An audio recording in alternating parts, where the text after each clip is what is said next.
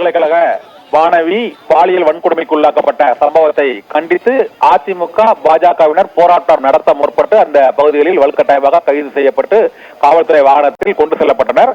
இதனால் அந்த பகுதியில் சிறிது நேரம் போக்குவரத்து பாதிக்கப்பட்டிருக்கிறது. இப்பொழுது அங்கு காவல்துறையினர் குவிக்கப்பட்டு அண்ணா பல்கலைக்கழக பகுதிக்கு எவரும் செல்ல முடியாத அளவுக்கு தடுப்பரண்கள் அமைக்கப்பட்ட அந்த சாலை பகுதியில் இப்போது காவல்துறையினர் குவிக்கப்பட்டிருக்கிறார்கள். இதனால் இந்த பகுதி முழுவதுமே ஒரு பரபரப்பான பதற்றமான சூழ்நிலை காணப்படுகிறது.